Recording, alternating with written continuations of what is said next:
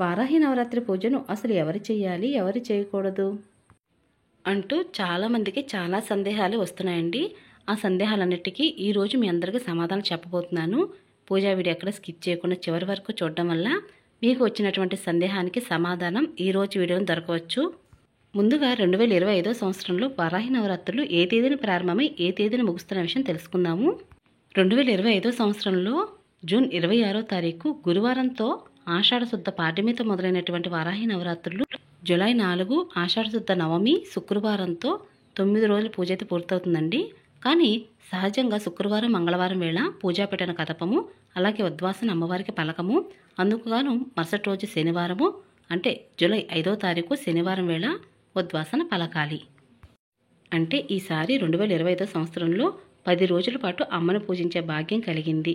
వారాహిదేవి అమ్మవారిని పూజించాలి అంటే అదృష్టం ఉండాలి. అటువంటి అదృష్టం మీ అందరికి కూడా కలగాలని మనస్ఫూర్తిగా కోరుకుంటూ ఓం వారాహి దేవియై నమః. ఎక్కువ మంది అడిగినటువంటి ప్రశ్న ఏమిటి అంటే, వారాహి నవరాత్రులు 9 రోజులు పూజ చేయడం కుదరనవారు ఏ రోజుల్లో అమ్మవారిని పూజించవచ్చు అని అడుగుతున్నారండి. వారాహి అమ్మవారిని పూజిద్దాం అని అనుకున్న ఆలోచనే గొప్పదండి. కాబట్టి ముందుగా వారాహి అమ్మవారికి నమస్కరించుకుంటూ, అమ్మ నేను ఈరోజు పూజిస్తున్నామని చెప్పి, వారాహి నవరాత్రుల్లో మొత్తం 9 రోజులు కాబట్టి మొదటి 3 రోజులు, మధ్య 3 రోజులు, చివరి 3 రోజులైనా సరే అమ్మవారిని పూజించవచ్చు.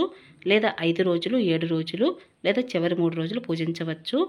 లేదు మాకు ఇలా కూడా కుదరదండి పూజించడం, ఉద్యోగరీత్యా కుటుంబ సమస్యల వల్ల మాకు ఈ 9 రోజులు పూజించడం కుదరదు, ఏ ఒక్క రోజైనా పూజించవచ్చా అని అంటే, వారాహి అమ్మవారికి పంచమి తిథి అంటే చాలా ఇష్టం అండి. పంచమి తిథి వేళ నవరాత్రులలో అమ్మవారిని పూజిస్తే అమ్మవారు ఉప్పొంగిపోతారండి. కాబట్టి పంచమి తిథి వేళ పూజించండి. అలాగే అష్టమి తిథి వేళ అమ్మవారికి కందదీపం వెలిగించి అమ్మవారి ముందు పూజించవచ్చు. ఇలా ఈ 2 రోజుల్లో కూడా అమ్మవారిని పూజించవచ్చండి. వారాహి అమ్మవారి పటం మా దగ్గర లేదండి, మరి మేము పూజ ఎలా చేయాలి అంటే, మీ స్క్రీన్ మీద చూపిస్తున్నాను కదండి, వారాహి అమ్మవారిని పసుపు ముద్ద రూపంలోనూ పూజించవచ్చు. ఇలా పసుపుతో వారాహి అమ్మవారిని చేసుకుని కూడా పూజించవచ్చు. వారాహి అమ్మవారిని 9 రోజులు పూజించిన తర్వాత ఇంట్లో వారాహి అమ్మవారి పటాన్ని ఉంచవచ్చునా అని అడుగుతున్నారండి.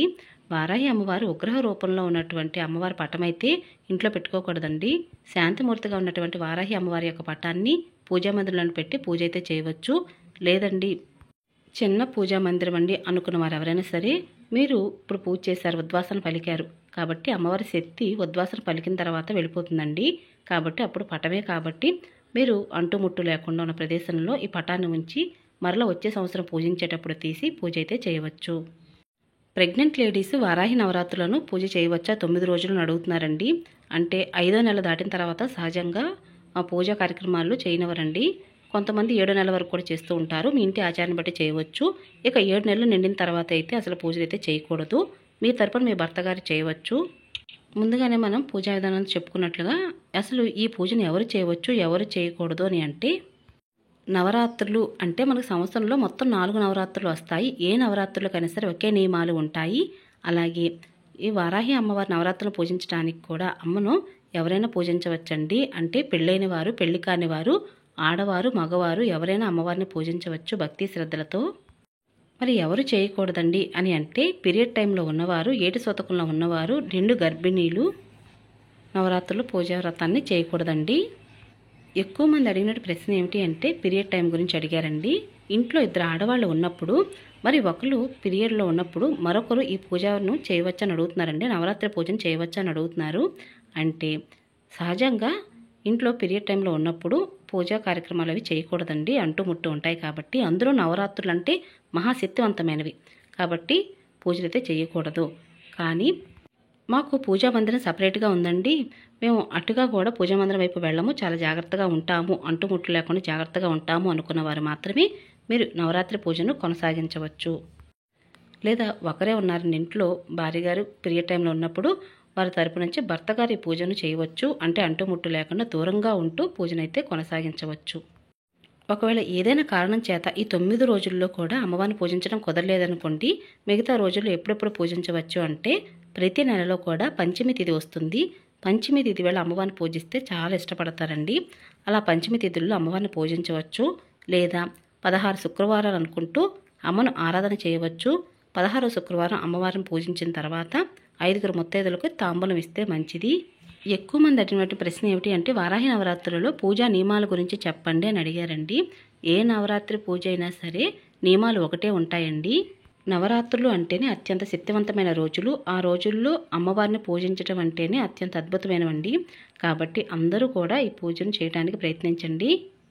ఈ 9 రోజులు కూడా అమ్మవారిని మన ఇంటికి పిలిచి స్థిరనివాసం ఏర్పరచుకుని పూజ చేయడానికి అన్నీ సిద్ధం చేసుకుంటున్నాం. అందుకు గాను ఇంటిని, పూజా గదిని ఎప్పుడు కూడా శుభ్రంగా ఉంచుకోవాలండి. అలాగే ఇంటి ప్రధాన గుమ్మమైన సింహద్వారం దగ్గర కడిగి ముగ్గులు పెట్టి అమ్మవారి పాదాలు వేసి ఉంచాలి. నవరాత్రులు అమ్మవారిని పూజించేటప్పుడు అసలు ఏం చేయాలి, ఏం చేయకూడదు అంటే ఇలా ఇంటిని, పూజా గదిని శుభ్రంగా ఉంచుకోవాలి. అలాగే అమ్మను భక్తి శ్రద్ధలతో పూజించాలి. ఉదయం వేళ, సాయంత్రం వేళ పూజించాలి. అంటే వారాహి అమ్మ అంటేనే రాత్రి దేవత అని అంటారు. రాత్రి వేళ పూజించినా సరే లేదా పగలపూటైనా సరే పూజ అనేది చేయవచ్చండి. ఎప్పుడు ఉదయం వేళ, సాయంత్రం వేళ 2 పూట్ల పూజ అనేది చేయవచ్చు.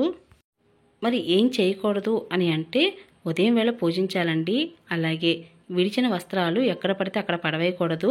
భార్యాభర్తలు గొడవలు పడకూడదు, దూషించకూడదు. ఈ నవరాత్రులలో అబద్ధం ఆడరాదు. ఒకరి మీద ఒకరు చాడీలు చెప్పకూడదు. తల దువ్విన తర్వాత ఆ వెంట్రుకలను వదిలిపెట్టకూడదు. ఇటువంటి కొన్ని నియమాలు తప్పనిసరిగా పాటించాలండి.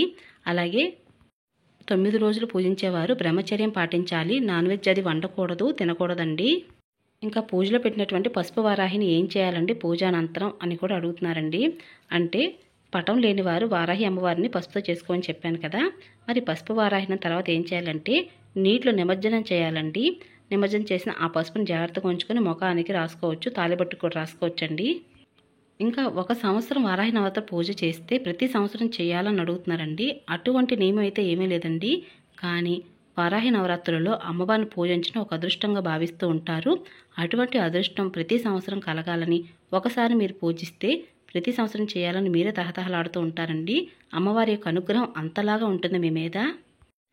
అమ్మవారిని పూజించేటప్పుడు ఉపవాసం ఉండాలని అడుగుతున్నారండి. ఉపవాసం ఉండి పూజిస్తే మంచిది. అలాగే ఒక పూట భోజనం చేయటం, అలాగే ఆ భోజనం అనేది ఉదయం వేళైనా లేదా సాయంత్రం పూజానంతరమైనా సరే చేయవచ్చు. వారాహి నవరాత్రులలో అమ్మవారి పూజను ఉదయం చేయాలా, సాయంత్రం చేయాలా అంటే అమ్మవారిని రాత్రి దేవత అని అంటారు.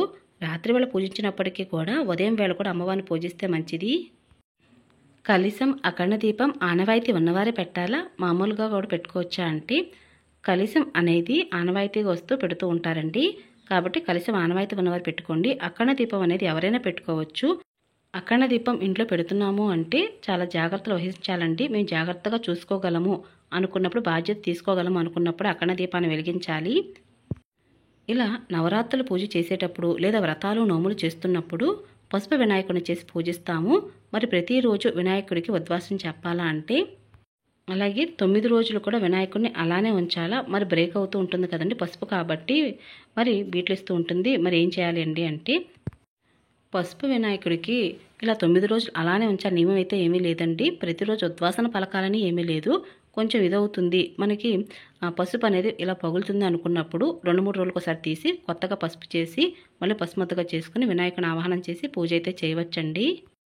ఇందాక నేను చెప్పాను కదండి, వారాహి అమ్మవారిని పూజిస్తున్నప్పుడు ఇంట్లో నాన్ వెజ్ వండకూడదు, తినకూడదు. అలాగే ఎక్కువ మంది అడిగారు ఇంట్లో పూజిస్తున్నప్పటికి కూడా మాంసాహారం ఇంటి కుటుంబ సభ్యుల కోసం వండవచ్చా అని అడుగుతున్నారండి.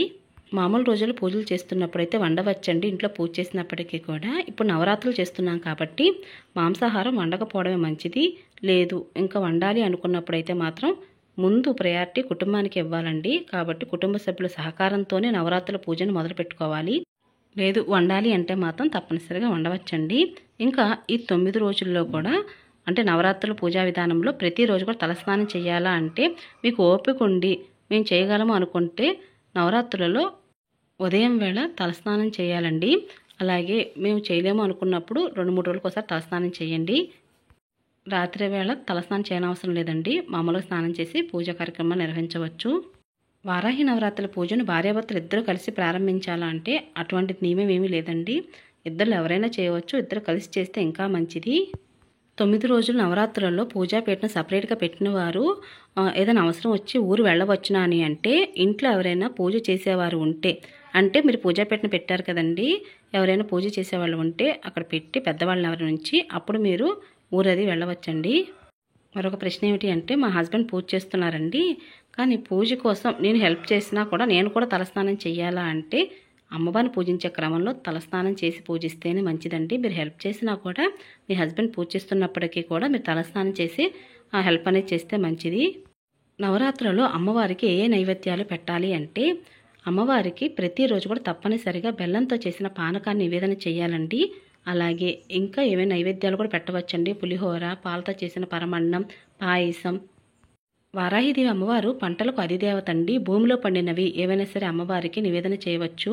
అంటే దుంపలు లాంటివి కూడా అమ్మవారికి పెట్టవచ్చండి. అంటే శాకాంబరిగా కూడా అమ్మను అలంకరించి పూజించటం వలన ఇంట్లో ఎప్పుడు కూడా తినడానికి తిండికి లోటు లేకుండా ఉంటుంది. అలాగే పాడి పంటలు కూడా సమృద్ధిగా పండుతాయని ఒక నమ్మకంతో ఈ విధంగా కూడా అమ్మవారు సమర్పించవచ్చండి.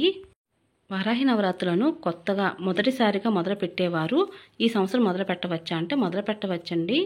అంటే ఇప్పటి వరకు మేము వారాహి నవరాత్రులు మొదలు పెట్టలేదండి. ఇప్పుడు మొదలు పెట్టవచ్చున ఈ సంవత్సరం అంటే మొదలు పెట్టవచ్చండి. వారాహి అమ్మవారి యొక్క పటం ఉందండి. విగ్రహం కూడా ఇంట్లో ఉండవచ్చునా అంటే ఉండవచ్చండి. కానీ చిన్న సైజులో ఉన్నటువంటి అమ్మవారి విగ్రహాలు పూజలో పెట్టుకోవాలి. ఒకవేళ మీ దగ్గర అమ్మవారి విగ్రహం కనుక లేనట్లయితే శక్తి స్వరూపమైన ఏ అమ్మవారి విగ్రహం అయినా సరే పూజలో పెట్టుకోవచ్చు. అలాగే పటం లేకపోయినప్పటికీ కూడా శక్తి స్వరూపమైన అమ్మవార్లను అంటే లలితాదేవి అమ్మవారిని అలాగే లక్ష్మీదేవి అమ్మవారిని ఎవరినైనా సరే పూజలో పెట్టి అమ్మను ఆవాహనం చేసి పూజ అయితే చేయవచ్చండి. 2025 సంవత్సరంలో నవరాత్రుల పూజానంతరము అమ్మవారికి ఉద్వాసన ఏ రోజున పలకాలి అంటే జూలై 4వ తారీఖు శుక్రవారంతో ఆషాఢ శుద్ధ నవమితో నవరాత్రుల పూజ అయితే ముగుస్తుందండి. కానీ సహజంగా శుక్రవారం నాడు అమ్మవారికి మన ఉద్వాసన పలకం పూజా పెట్టిన కదపం కాబట్టి మరుసటి రోజు శనివారం ఉదయం వేళ కూడా పూజించి దీపం ఉండగానే అమ్మవారికి ఉద్వాసన పలకాలి. ఉద్వాసన పలికేటప్పుడు ఈ మంత్రం చదవాలి. ఈ మంత్రం చదువుతూ ఉద్వాసన చెప్పాలండి. ఇక ఇదేనండి ఈ రోజు వీడియో. మీ అందరికి నచ్చింది, యూస్ఫుల్ అవుతుంది అనుకుంటున్నాను. మరొక మంచి పూజా విధానంతో మళ్ళీ కలుసుకుంటానండి. ఇక అప్పటి వరకు నమస్కారం.